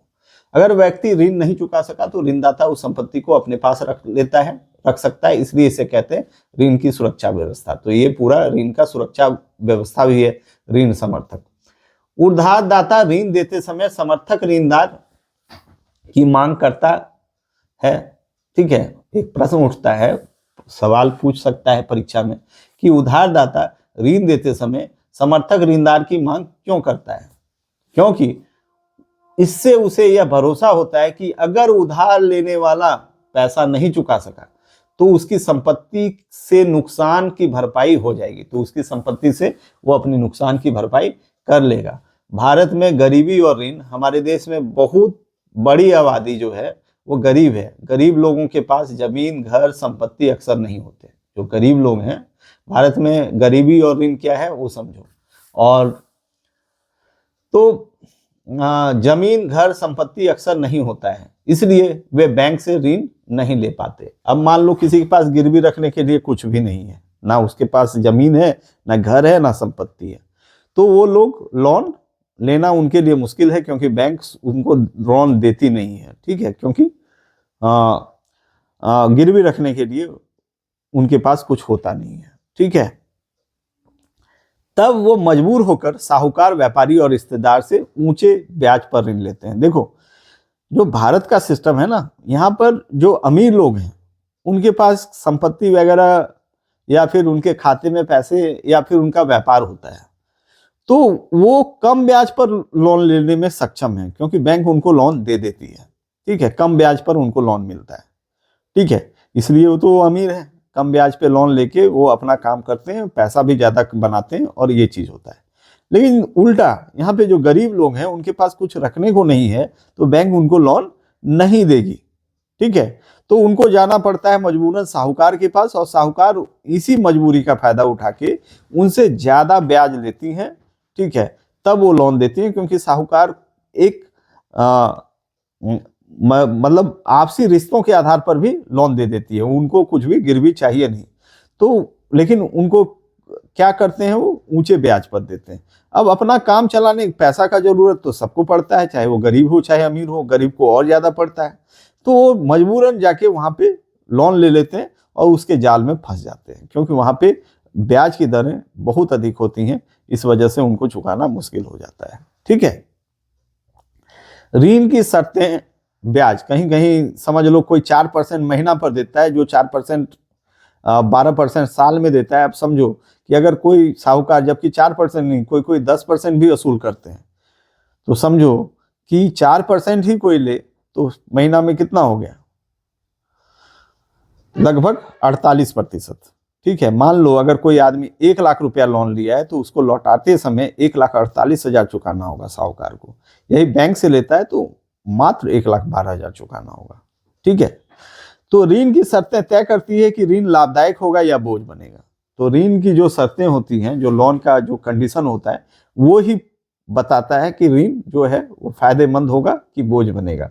तो हमको शर्तों को देखना बड़ा आवश्यक है। ठीक है। यही कारण है कि ऋण केवल पैसा नहीं बल्कि जिम्मेदारी और जोखिम दोनों है। तो ऋण सिर्फ समझ लो नहीं कि मिल गया तो वो हम खा जाएं, वो आपकी जिम्मेदारी भी है और जोखिम भी है, दोनों है। तो आपको उसके लिए काम करना होगा। अब हम समझते हैं गांव में ऋण की विभिन्न स्रोत। स्रोत का मतलब लोन कहाँ से लिया जा सकता है। ठीक है, गांव में लोग अपनी जरूरत के लिए अलग अलग जगहों से ऋण लेते हैं। ये स्रोत दो प्रकार के होते हैं, दो प्रकार का सोर्स होता है। एक है औपचारिक स्रोत, औपचारिक यानी फॉर्मल। औपचारिक स्रोत में आता है बैंक, सहकारी समितियां, और अनौपचारिक स्रोत में आता है साहूकार, व्यापारी, जमींदार, रिश्तेदार। तो प्रश्न पूछेगा कि यहां पर कि ऋण के कितने प्रकार के स्रोत होते हैं। तो बच्चों याद रखना कि दो ही होते हैं, एक होता है औपचारिक स्रोत और एक होता है अनौपचारिक स्रोत। औपचारिक स्रोत में बैंक और सहकारी समितियां होती है जो कम ब्याज पर लोन देती हैं, लेकिन इनको समर्थक ऋणदार चाहिए। ठीक है, लेकिन यहाँ पे अनौपचारिक स्रोत जो होते हैं उसमें अधिक ब्याज पर लोन दिया जाता है, लेकिन यहाँ लोन मिलना आसान होता है। ठीक है, जैसे साहूकार, व्यापारी, जमींदार और रिश्तेदार होते हैं। तो दो ही हैं, इनको वर्गीकृत किया गया है। अब समझो आप, लेकिन आज हम यहाँ सहकारी समितियों पर ध्यान देंगे। यहाँ हम क्या देंगे? सहकारी समितियों पर ध्यान देंगे। सहकारी समितियों से ऋण, ठीक है, बैंकों के अलावा ग्रामीण क्षेत्र में सस्ते ऋण का एक महत्वपूर्ण स्रोत है। जो सहकारी समिति भी है वो भी बहुत महत्वपूर्ण स्रोत है। ठीक है, लोन देने का, और कम ब्याज पर देती हैं ये। ठीक है, बैंक जैसा ही देती हैं। सहकारी समिति का अर्थ है ऐसा संगठन जिसमें लोग अपनी जरूरतों को पूरा करने के लिए मिलकर काम करते हैं। सहकारी समिति, कोऑपरेटिव सोसाइटी, एक ऐसी व्यवस्था है जिसमें बहुत सारे लोग एक साथ मिलकर काम करते हैं, और सहकारी समिति के सदस्य अपनी थोड़ी थोड़ी बचत जमा करते हैं। और सहकारी समिति के जो इतने भी मेंबर्स होते हैं, मान लो 100 मेंबर हैं, 200 मेंबर हैं, वो लोग मिलके वहां पे पैसा जमा करते हैं। ठीक है, ठीक है, सभी लोग अपना बचत जमा करते हैं, और इस जमा पूंजी को मिलाकर एक बड़ी राशि बन जाती है। और धीरे धीरे क्या होता है, ये जमा राशि जो है एक बड़ी राशि बन जाती है। इसी राशि को जरूरतमंद सदस्यों को, मान लो 100 लोग जो सदस्य हैं उसमें जो जरूरतमंद होगा, जो पैसा चाहिए जिनको, वो क्या करेगा कि वहीं से लोन ले लेगा कम ब्याज पर। उदाहरण से समझते हैं इसको। मान लीजिए किसी गांव में एक सहकारी समिति है जिसमें 2300 किसान सदस्य हैं। कितने? 2300 किसान सदस्य हैं। हर किसान थोड़ा थोड़ा पैसा जमा करता है। इस पैसे से समिति एक बड़ी पूंजी तैयार करती है। ये जो पैसा है इससे समिति क्या करती है? बड़ी पूंजी तैयार कर लेती है। फिर यह समिति बैंक से बड़ा ऋण ले लेती है सकती है। अब क्या करते हैं, इतना पैसा जमा होने के बाद बैंक भी इनको मदद करती है और लोन इनको मिल जाता है कम ब्याज पर, क्योंकि उसके पास अपनी जमा पूंजी होती है, क्योंकि उसके पास अपना कैपिटल होता है। ठीक है, तो छोटे छोटे जो मध्यम आकार के किसान होते हैं ये क्या करते हैं, एक समूह बना के, एक समिति बना के ऐसा काम करते हैं। इसके बाद यह पैसा किसानों को सस्ते ब्याज पर ऋण के रूप में दिया जाता है, और फिर जो पैसा आता है उसके आधार पर जो छोटे किसान हैं उनको लोन मिलता है। सहकारी समितियां किस काम के लिए ऋण देती है? सहकारी समिति क्यों लोन देता है, क्या पर्पस है? घर बनाने के लिए देता है, क्या करता है, वो सब देखते हैं। वो देता है कृषि उपकरण खरीदने के लिए, जो खेती में जो उपकरण लगता है, जैसे ट्रैक्टर हो गया, जैसे मशीनें हो गई, उनके लिए देता है लोन। अगला बीज और खाद लेने के लिए भी देता है, खेती करने के लिए भी देता है, मछली पकड़ने के लिए भी देता है, छोटा छोटा कोई व्यापार चलाना चाहता है तो उसको लिए भी देता है। कार खरीदने वगैरह के लिए नहीं देता है। ये खेती में जो लगता है जरूरत उसको करती है पूरा ये सहकारी समितियां। इसलिए इस तरह सहकारी समितियां गांव के लोगों के विकास में सीधी मदद करती है। गांव के विकास में इनका सीधा कंसर्न है। सहकारी समितियों की विशेषताएं क्या है सहकारी समिति का? सहकारी समितियां कम ब्याज दर पर ऋण देती हैं। शर्तें आसान होती हैं, शर्तें ज्यादा मुश्किल नहीं होती है जितना बैंकों में होती हैं। ऋण का उद्देश्य उत्पादन और विकास होता है। ऋण का जो उद्देश्य होता है, एम होता है, उत्पादन बढ़े और विकास हो।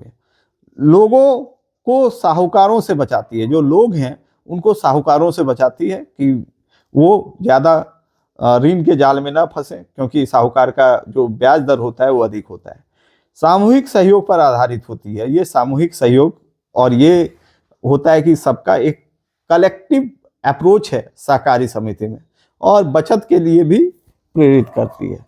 तो इस तरह से कुछ बातें हैं, जो विशेषताएं पूछे तो लिखना। अब तुलना कीजिए साहूकार से ऋण। साहूकार से ऋण जब हम लेते हैं तो ब्याज बहुत ज्यादा होता है, शर्तें कठोर होती हैं, गरीब कर्ज में जाल में फंस जाता है। यहाँ पे कंडीशन बहुत कठोर होता है।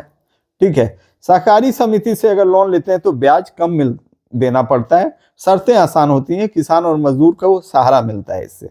तो इसमें फंसाने का मामला नहीं है ये। ठीक है, अब परीक्षा में हमको लिखना है तो सहकारी समितियां ग्रामीण क्षेत्रों में सस्ते और सुरक्षित ऋण का महत्वपूर्ण स्रोत है। ये जो ग्रामीण सहकारी समितियां हैं, ग्रामीण क्षेत्रों में सस्ते और सुरक्षित ऋण का एक इम्पॉर्टेंट सोर्स है। ठीक है, सहकारी समिति या सामूहिक सहयोग से बनी संस्था जो अपनी सदस्यों को कम ब्याज पर ऋण उपलब्ध कराती है, जो अपने सदस्य होते हैं उनको कम ब्याज पर ऋण उपलब्ध कराती है। ठीक है, इसलिए हम कह सकते हैं कि सहकारी समितियां गांव में आर्थिक विकास की रीढ़ होती हैं। जो सहकारी समितियां होती हैं वो गांव को बढ़ाने में बहुत ही अहम रोल प्ले करती है, इसीलिए इसको आर्थिक विकास की रीढ़ भी बोला जाता है गांव में, क्योंकि ये गरीब और किसानों को कर्ज के जाल में बचाकर उन्हें आत्मनिर्भर बनाने का रास्ता दिखाती है। ठीक है, ये सहकारी समितियां जो है उनको हेल्प करती हैं, जो लोग काम करना चाहते हैं वो उनको आत्मनिर्भर बनाने का ये काम करती है, ना कि ऋण के जाल में फंसाती है। भारत में औपचारिक क्षेत्र में ऋण, अब भारत में क्या कंडीशन है औपचारिक क्षेत्र में ये जानेंगे। हमने ऊपर के उदाहरणों में देखा कि लोग ऋण अलग अलग स्रोतों से लेते हैं। हमने ऊपर में देखा कि लोग जो है अलग अलग स्रोत से लेता है, कोई बैंक से लोन लेता है, कोई सहकारी समिति से लेता है, कोई साहूकार से भी लेता है। तो ऋण के स्रोत मुख्य रूप से दो भागों में बांटा जाता है, पहले भी बताएं, एक औपचारिक स्रोत, एक अनौपचारिक स्रोत। औपचारिक स्रोत से बैंक और सहकारी समितियां आती हैं। औपचारिक स्रोत में कौन आता है? बैंक और सहकारी समितियां, जो कम ब्याज दर पर लोगों को लोन प्रोवाइड करती हैं। अनौपचारिक स्रोत में कौन आते हैं? साहूकार, व्यापारी, जमींदार, रिश्तेदार आदि आते हैं। ठीक है, इनका ब्याज दर बहुत अधिक होता है बच्चों, ये ऋण के जाल में फंसाती हैं। ठीक है, ये हम लोगों ने पढ़ा है। अब आलेख 1 में से हमें क्या पता चलता है? अब एक आलेख है, आप देख लोगे अपने बुक में जाके। वर्ष 2000 भारत में 1000 ग्रामीण परिवारों के ऋण के स्रोत बताए गए हैं। यहाँ पर 1000 ग्रामीण परिवार कहाँ से लोन लेते हैं उनको बताया गया है कि औपचारिक क्षेत्र से लेते हैं कि अनौपचारिक क्षेत्र से लेते हैं, इन बातों को बताया गया है। इससे यह स्पष्ट होता है कि ग्रामीण क्षेत्रों में आज भी बड़ी मात्रा में ऋण लोग अनौपचारिक स्रोतों से लिया जाता है। बच्चों, एक आश्चर्य है यहाँ पर कि ज्यादा ब्याज दर होने के बावजूद ज्यादा जो लोन लिया जाता है वो अनौपचारिक क्षेत्रों से लिया जाता है, औपचारिक क्षेत्रों से नहीं लिया जाता। क्यों? क्योंकि औपचारिक क्षेत्रों में जब लोन दिया जाता है तो उनके बहुत सारे कंडीशन होते हैं, वो सभी को लोन नहीं देते बच्चों। ठीक है, और ग्रामीण क्षेत्रों में साहूकारों से लोन लेना कहीं आसान है, तो किसान भोले भाले सीधे होते हैं, उनको उतना और बहुत सारा पेपर वर्क होता है जो कि औपचारिक क्षेत्र में निभाना पड़ता है। यहाँ पे कोई पेपर वर्क नहीं है बच्चों, यहाँ पर पर्सनल गारंटी पे पैसा मिल जाता है अनौपचारिक क्षेत्र पर। लेकिन यही वजह है गरीबी का, क्योंकि अनौपचारिक क्षेत्र जो है वो ज्यादा ब्याज लेती है। ठीक, लेकिन क्या करें, दुर्भाग्य है कि ज्यादा औपचारिक क्षेत्र से ग्रामीण लोग नहीं जुड़े हुए, वो अनौपचारिक क्षेत्रों में से ही लोन लेते हैं। ठीक है, अब बात करेंगे क्षेत्र में स्रोत कर लेना। ठीक है, सबसे बड़ा हिस्सा साहूकारों का है, इसके बाद सहकारी समितियों और बैंक का आता है। सबसे ज्यादा जो लोन देते हैं वो साहूकार देते हैं। इसका मतलब यह हुआ कि गरीब लोग अभी भी बैंकिंग व्यवस्था से पूरी तरह नहीं जुड़ पाए हैं, जो बैंकिंग व्यवस्था है उससे नहीं जुड़ पाए। थोड़े हालात सुधरे हैं, लेकिन ऐसा नहीं है कि बहुत सुधर गया है। ठीक है, अभी भी साहूकार पे ही लोग डिपेंड है और ज्यादा ब्याज दर पर पैसा ले रहे हैं। भारतीय रिजर्व बैंक की भूमिका हम जानेंगे। तो भारतीय रिजर्व बैंक औपचारिक क्षेत्र के ऋण देने वाली संस्थानों पर निगरानी रखता है। भारतीय रिजर्व बैंक क्या करता है? आरबीआई जो औपचारिक क्षेत्र में लोन देते हैं उनको वो कंट्रोल करता है। बैंक किसे ऋण दे रहा है उस बात को देखता है, कितना ऋण दे रहा है इस बात को देख रहा है, किस ब्याज दर पर ऋण दिया जा रहा है इस बात को देख रहा है। आरबीआई का उद्देश्य यह है कि बैंक केवल अमीर लोगों को नहीं बल्कि छोटे किसान, छोटे व्यापारी और गरीब लोगों को भी ऋण दे। ठीक है, आरबीआई का उद्देश्य सिर्फ इतना नहीं है कि वो सिर्फ अमीर लोगों को बैंक दे, लोन दे।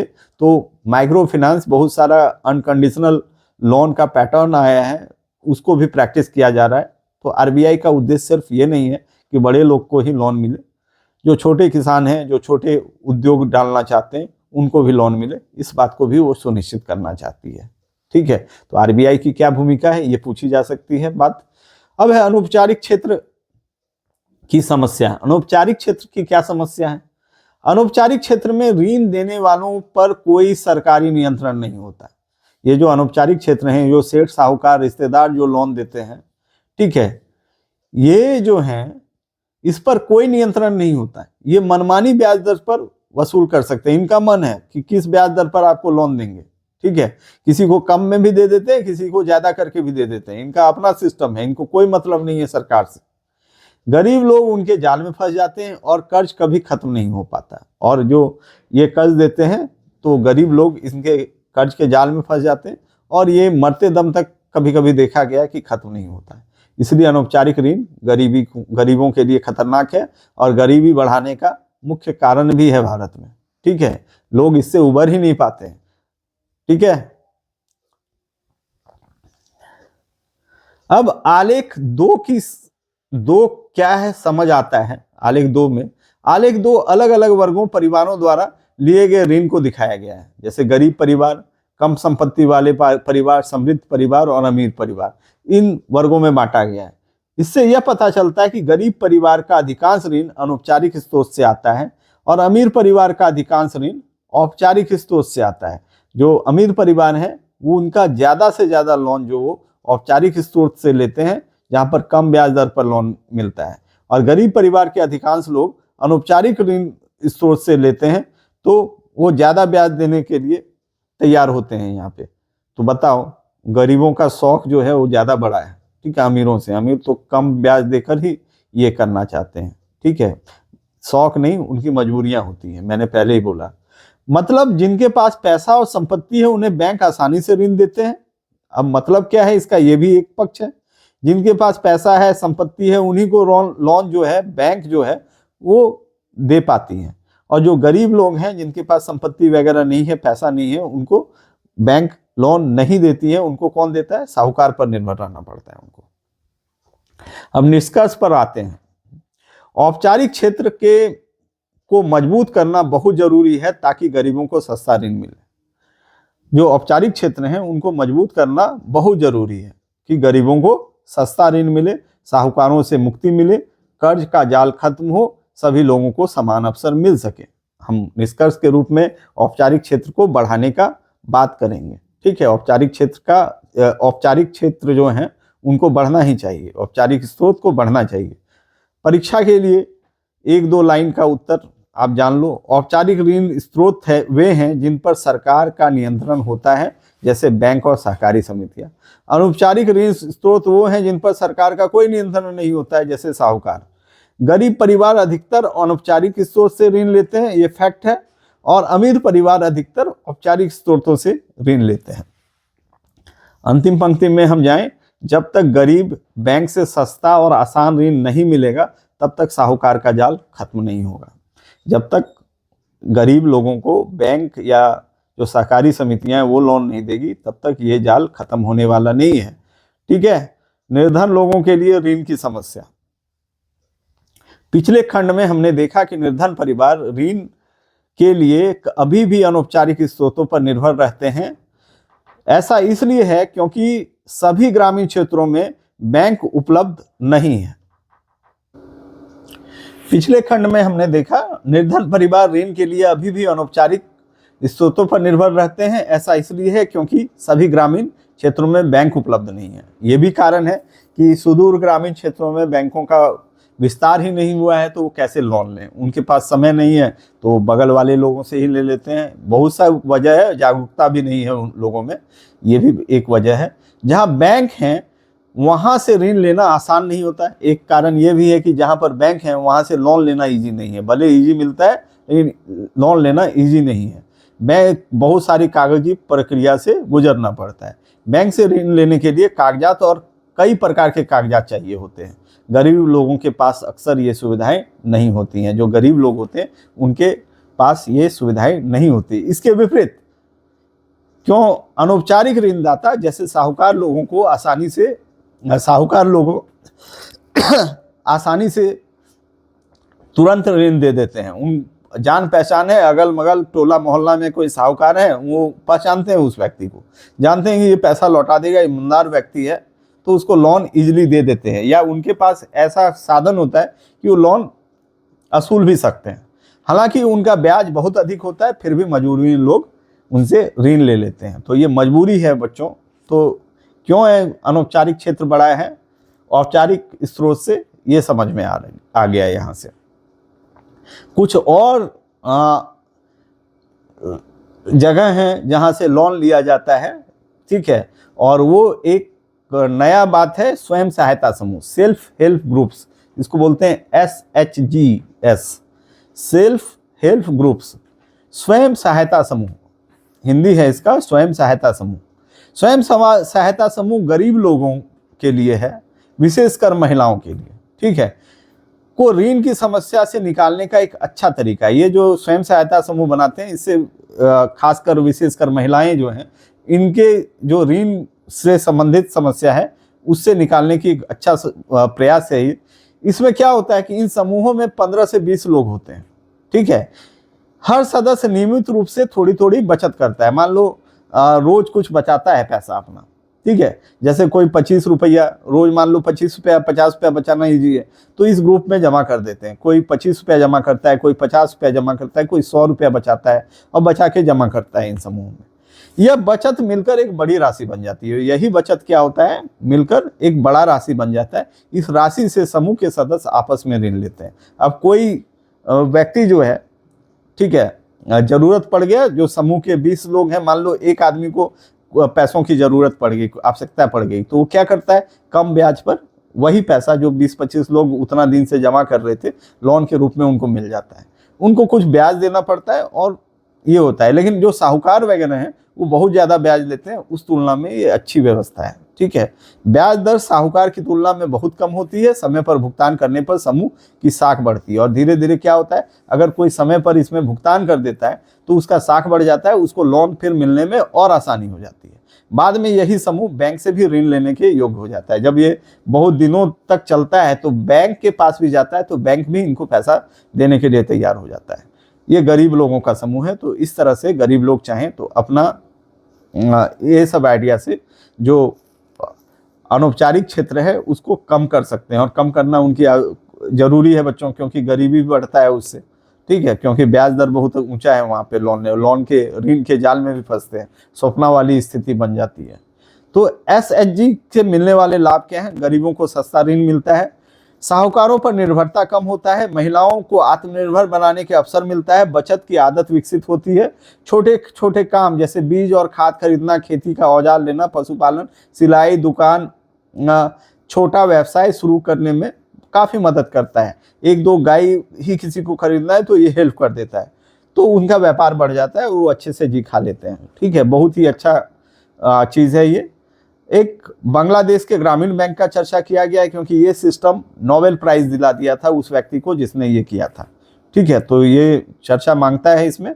तो बांग्लादेश में ग्रामीण बैंक की शुरुआत 1970 के दशक में हुई और इसके संस्थापक थे प्रोफेसर मोहम्मद यूनुस हैं। उन्हें 2006 में नोबेल शांति पुरस्कार मिला। इनको नोबेल प्राइज मिल गया, नोबेल पीस प्राइज मिल गया। कब? 2006 में।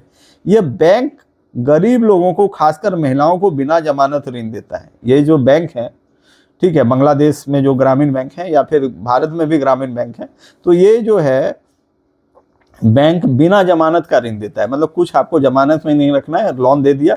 लोग इस ऋण को छोटे छोटे काम शुरू करते हैं और इससे क्या करते हैं बच्चों, ये जो लोग हैं जो लोन लेते हैं वो छोटा छोटा काम शुरू कर देते हैं, आत्मनिर्भर बनते हैं और अपना आय बढ़ा लेते हैं। उन्हीं का कथन था, प्रोफेसर मोहम्मद यूनुस का वो कथन था, अगर गरीबी को सही और उचित शर्त पर ऋण दिया जाए, अगर गरीबों को सही और उचित शर्त पर आप लोन देते हो तो वे खुद अपने विकास का रास्ता बना सकते हैं, वे खुद अपना रास्ता बना लेंगे, ठीक है। गरीबी में जीना एक कला होता है बच्चों, ठीक है। गरीबी में जीने का मतलब है कि कम संसाधन में भी जी जाना। तो गरीबों को पता है कि कैसे एक एक पैसों का मोल क्या है, तो वो अगर उनको मिलता है तो वो आगे और बढ़ने की संभावना है उनकी, क्योंकि उनको पता है कैसे जिया जाता है। तो कभी कभी आप देखते ही हो कि कोई अधिकतर लोग जो नीचे से शुरुआत करते हैं वो बहुत आगे तक जाते हैं। ठीक है, तो ये वहाँ पर ये काम किया। अब चैप्टर को हम एंड करते हैं। तो ऋण जीवन का एक आवश्यक हिस्सा है। ऋण दो मुख्य स्रोत हैं, औपचारिक और अनौपचारिक। गरीब लोग अधिकतर अनौपचारिक स्रोतों पर निर्भर है। अनौपचारिक ऋण महंगा और खतरनाक होता है, औपचारिक ऋण सस्ता और सुरक्षित होता है। स्वयं सहायता समूह और ग्रामीण बैंक जैसे गरीबों को सस्ता ऋण उपलब्ध कराने में बहुत सहायक है। ठीक है, अंतिम पंक्ति इसका बोले, सच्चा विकास तभी होगा जब गरीब को साहूकार नहीं बल्कि बैंक और स्वयं सहायता समूह से सस्ता ऋण मिलेगा। ठीक है बच्चों, आज का क्लास यहीं समाप्त करते हैं। थोड़ा बड़ा हो गया वीडियो, लेकिन किया जा सकता है। Thank you.